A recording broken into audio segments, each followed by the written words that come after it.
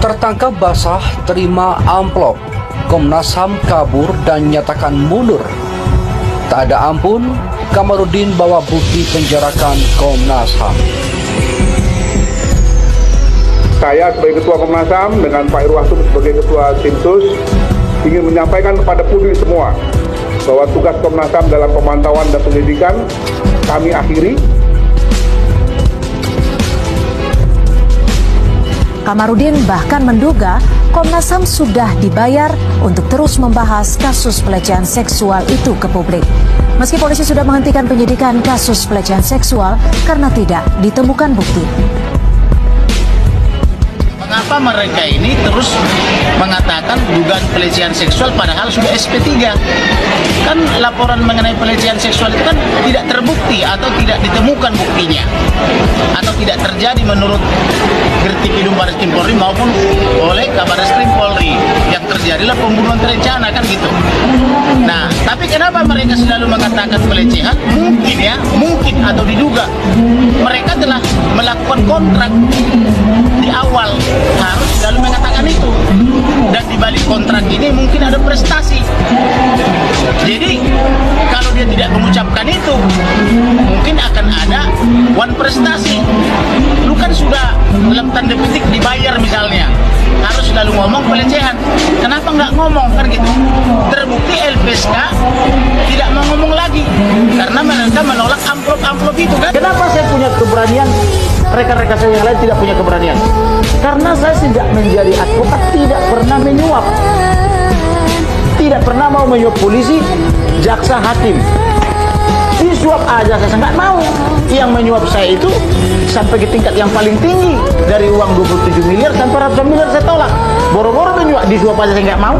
Maka saya punya keberanian lebih. Itu saya sebetulnya.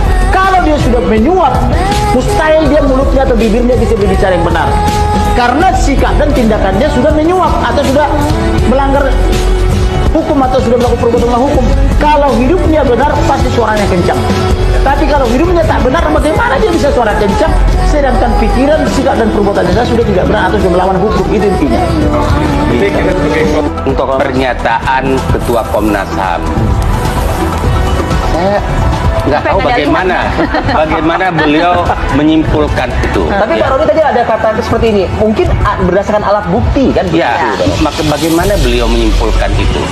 Dan kemudian luar biasa kesimpulan beliau. Komnas HAM juga melakukan investigasi dalam hal ini. Ya, saya tidak tahu. Saya tidak hadir apakah yang disampaikan oleh Pak Ketua Komnas HAM itu mempunyai kebenaran atau memang tanpa potensi memiliki kebenaran. Nah, sekarang begini, kalau kita lihat beliau Pak Taufik Dabani, beliau Ketua Komnas HAM, sebuah lembaga yang bergensi, ya. Statement beliau, ya, saya harus menggunakan asumsi 95% harus benar. Iya, karena beliau juga menyampaikan ini berdasarkan juga dengan uji balistik dan juga hasil otopsi. Ya, makanya. Tapi pertanyaan saya adalah kenapa beliau yang bunyikan? Seharusnya kan beliau tidak punya kapasitas untuk membunyikan permasalahan tersebut, ya. Seharusnya dibunyikan oleh kepolisian. Perempuan yang mesti dibela itu bukan Putri Chandrawati saja, Bang. Ibunya Joshua, mamanya Joshua itu Rosti Simanjuntak adalah perempuan yang harus dibela nomor 1 karena anaknya sudah mati. Masih difitnah pula, diambil uang tabungannya, tidak dikembalikan laptopnya, hilang semua barang-barang pribadinya. Jadi yang tadi abang sajikan itu contoh konkret yang sudah ada, tapi perbandingannya juga tidak apple to apple lah, Bang. Jadi ini kasus berat sekali. Bang, ya. Resikonya apa sih, Bang, kalau sampai pada akhirnya istri Verdi Sambo ini ditahan, kalau menurut Inang?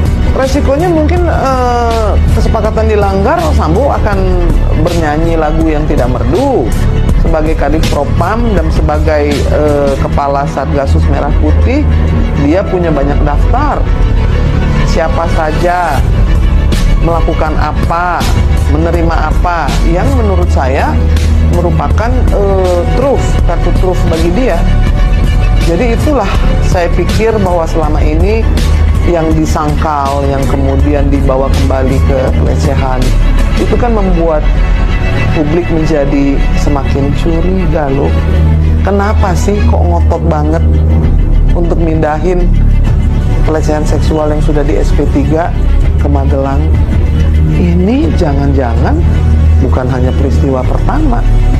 Terjadi pembunuhan, terjadi obstruction of justice, lalu kemudian semua ikut membantu untuk menutupinya. Jadi hal pelanggaran-pelanggaran yang luar biasa itu kayaknya biasa banget, iya kan? Nggak ada yang kemudian menjadi takut atau kemudian mengatakan kebenaran, kan enggak. Sampai di sidang etik pun masih tetap tidak jelas karena kita tidak tahu siapa melakukan apa. Dibikin tidak ada suara. Kamu bisa lihat ya? Karena kita tahu banyak rahasia yang disimpan oleh Sambo. Seperti yang juga dikonfirmasi oleh Pak Mahfud, ya kan? Betapa besar kuasa Kaisar Sambo ini. Oh, ada mabes di dalam mabes, Pak Mahfud Yes, ada mengatakan mabes di itu dalam ya. mabes. Lalu juga yang beredar di luar itu tentang kekaisaran itu kan mengkonfirmasi bahwa ya sudahlah kamu tahan saya, tapi istri saya jangan coba-coba. Kalau kamu tahan dia, saya bisa mengeluarkan rahasia atau mengatakan sesuatu yang kamu tidak ingin dengarkan. Kan bisa gitu.